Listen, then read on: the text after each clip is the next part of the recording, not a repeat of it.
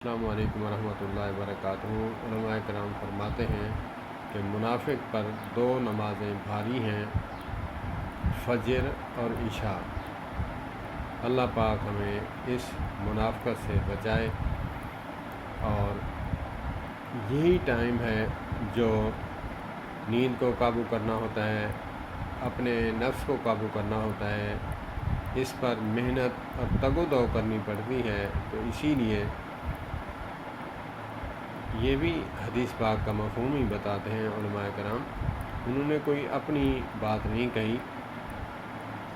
تو میں تو کہوں گا کہ علماء کرام کا جملہ ہے، کیونکہ میں نے علماء سے سنا ہے، میں کوئی عالم نہیں ہوں جو میں نے حدیث کی کتاب کھول کر وہاں سے پڑھا ہے۔